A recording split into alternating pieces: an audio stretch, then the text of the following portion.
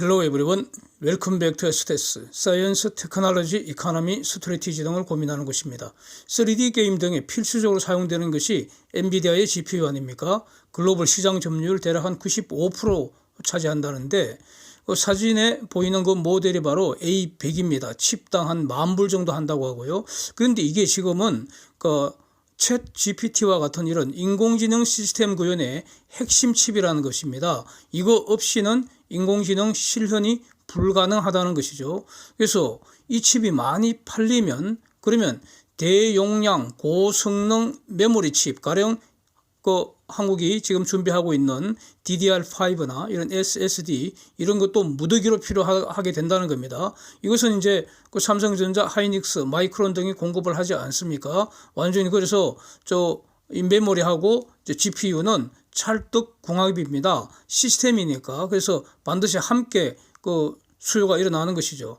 그래서 사실 GPU만 있고 메모리가 부족해도 인공지능은 구현 못합니다. 그건 마찬가지인데 문제는 A100은 대체가 불가능하고요. 메모리 칩은 사실 어느 정도 대체 가능한 거 아닙니까? 그래서 게임 체인지는 A100과 같은 GPU 칩이라고 봐야 하지 않겠습니까?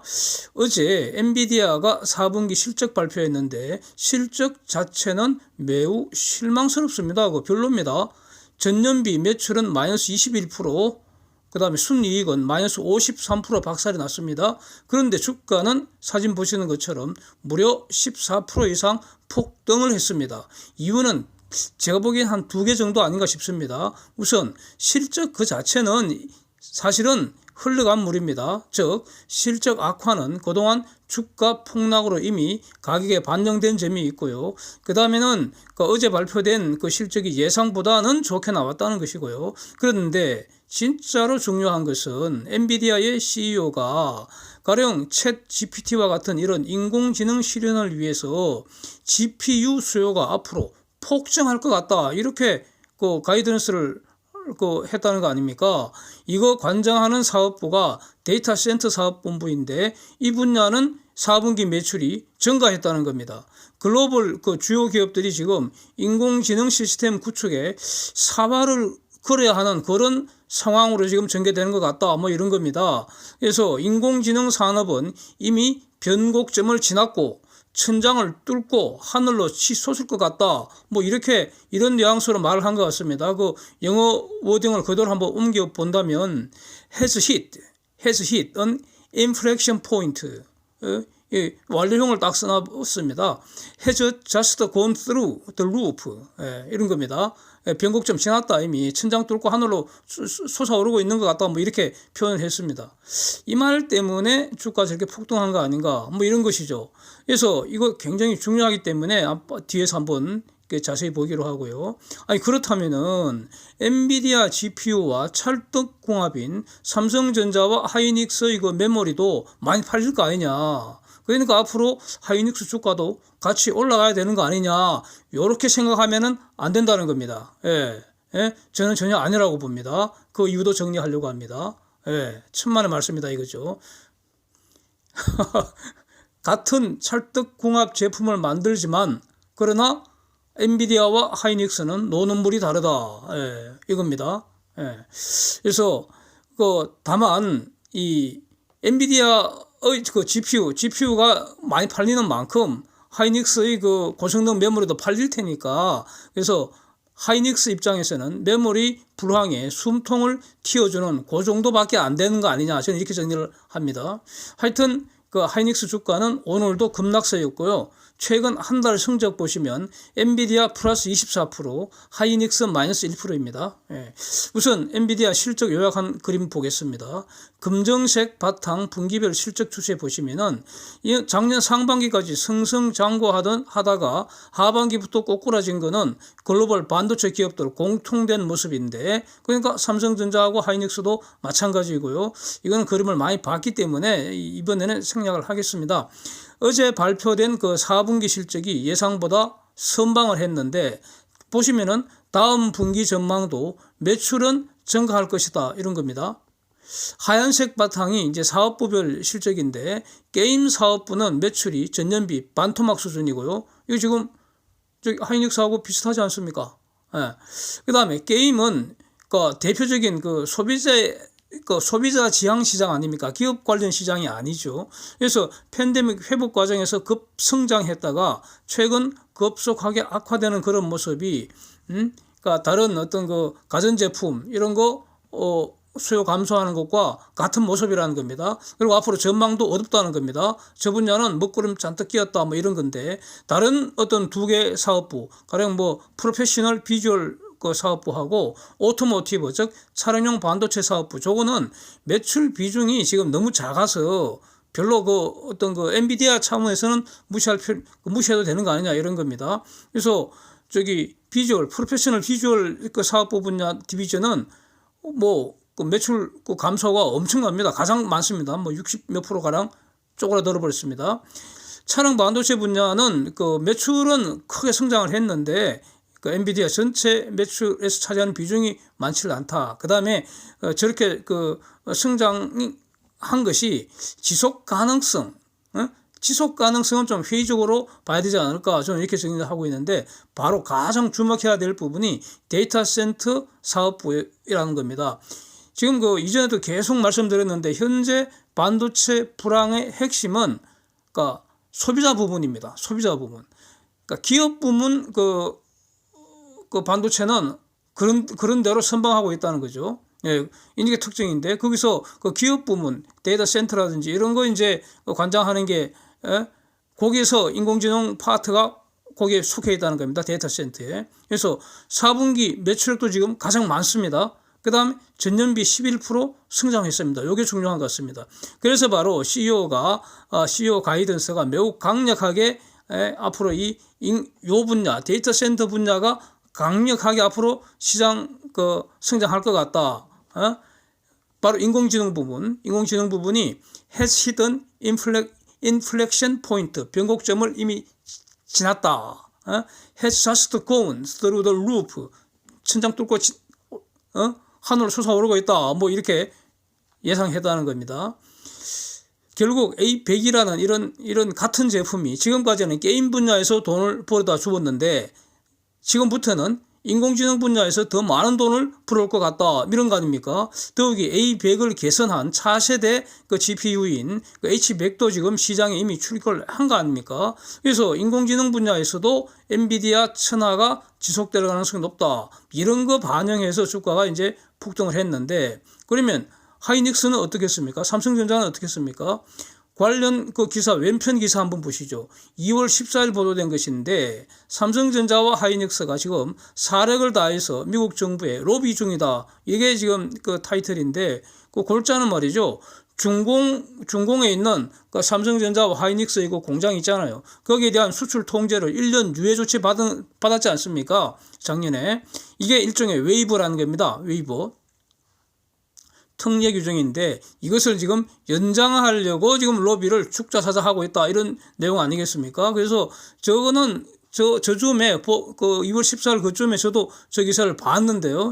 지금 이제 소개를 하는데, 그 당시에는 저 기사 보면서 과연 저게 될까, 저는 매우 회의적이었습니다. 그런데 오늘자 우측 기사 한번 보십시오. 차세대 메모리는 중공에서 아예 만들지 못할 것 같다. 이런 제목입니다.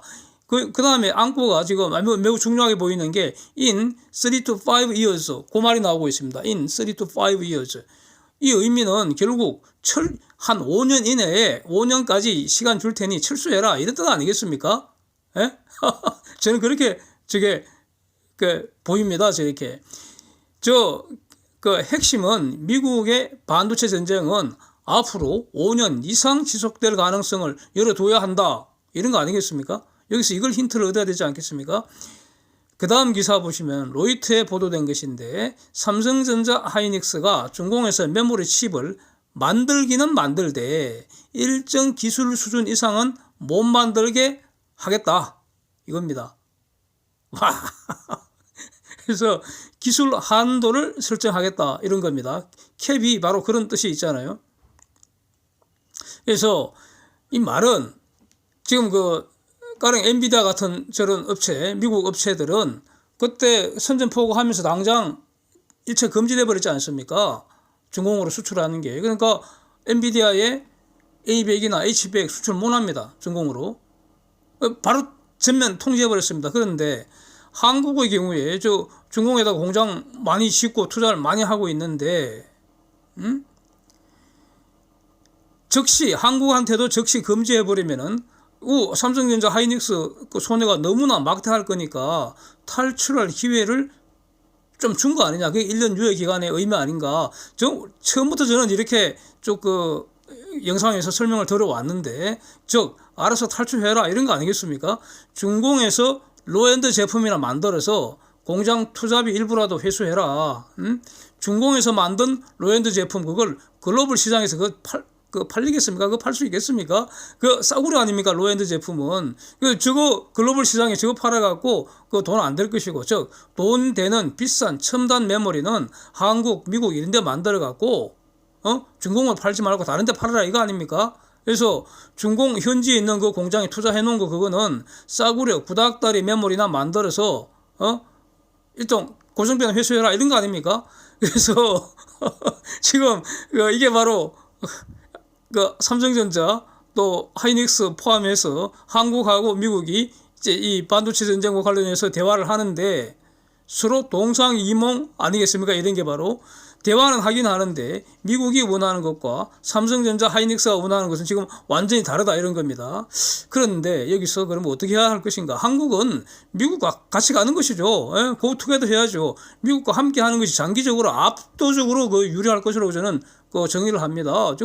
연구하니 깡패 같은 그 중공의 메모리 경쟁자를 미국이 알아서 정리해주고 있는 거 아닙니까? 이거 얼마나 구조적인 호재입니까? 장기적이고 구조적인 호재 아니겠습니까? 이거 중공에서 생산 안 하고 미국에서 생산하면은 그러면 보조금 준다고 하잖아요. 이 말은 이 보조금이라는 게 결국은 중공에서 미국으로 이사하는 비용 보존해 주는 거라고 그렇게 생각하면 되는 거 아닙니까? 그래서 중공이 없어도 글로벌 반도체 산업은 장기적으로 분명히 성장하는 것이고 그 과정에서 한국의 상대적 입지가 더 강화되는 것이 중요할 텐데 그렇게 되면은 장기적으로는 훨씬 더 큰 돈 벌게 되는 거 아닙니까? 그래서 장기적으로는 분명히 호재입니다. 그런데 차익홈 리스크를 털어버리는 시간만큼은 주가에는 분명히 단기적으로 악재라고 본다는 것입니다. 당장 이걸 이렇게 봐야 하는 이유는 간단합니다. 지금 현재 매출 구성, 즉 한국 전체 입장으로서는 수출 구성 아닙니까?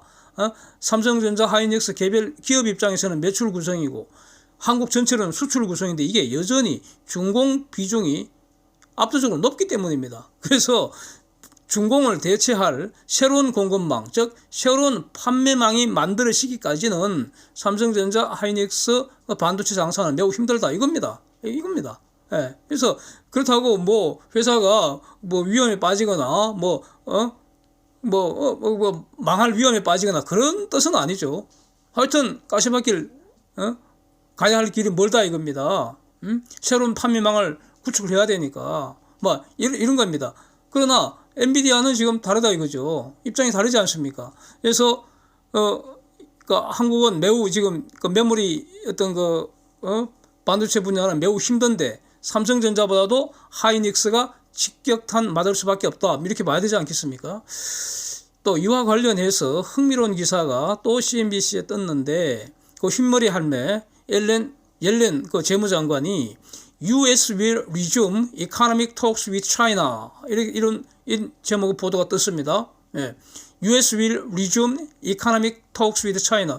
미국이 중공하고 경제 분야 대화를 복원할 거다 이런 거 아닙니까? 엄청난 내용이죠 이거. 중공이 지금 눈 빠지게 기다리는 그런 말 아니겠습니까? 쟁점은 여기서 두 가지 아니겠습니까? 여기서 대화의 시기와 대화의 주제입니다.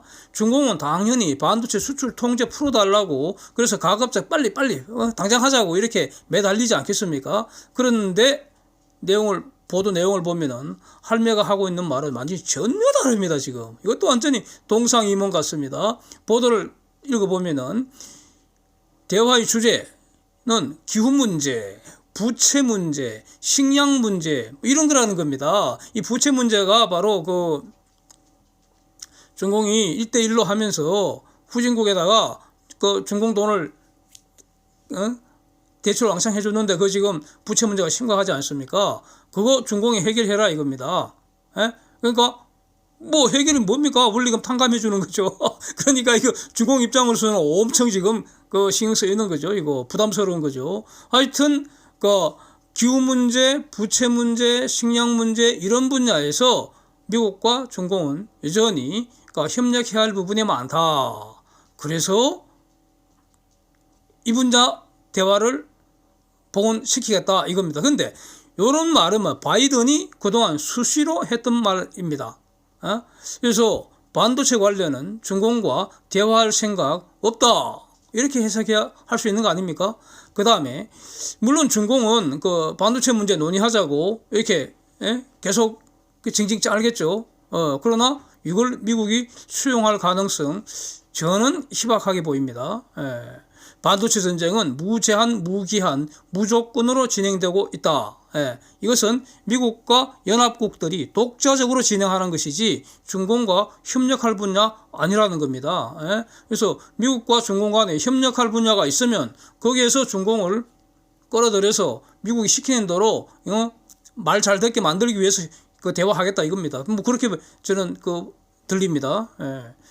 언제 회의한다는 것인가 시기는 모릅니다. 안 나와 있습니다. 나와 있는 게 at appropriate time 적당할 때에 이렇습니다. 적당할 때가 한 달 후일지 1년 후일지 뭐 5년 후일지 모릅니다. 그러나 뭐 하반기 정도 일단 하반기 정도 기대할 수 있지 않을까 뭐 이렇게 이제 짐작만 하는 것이죠. 그리고 실사 반도체 부분 회의를 한다고 해도 이거는 재무부 소관은 분명히 아닐 것 같습니다. 그렇지 않습니까? 저기 뭐 상무부나 뭐 그 무역 대표부 이런 것도 현재로서는 적절하지 않은 것 같고 대화한다면은 바이든 특사선에서 진행될 가능성이 높지 않을까 뭐 이렇게 정리하겠습니다. 그래서 옐런에서 인터뷰 내용은 미중 간의 반도체 협상 가능성과는 전혀 무관한 것으로 정리하는 것이 맞지 않을까 뭐 이런 의견입니다. Thanks for watching. See you next.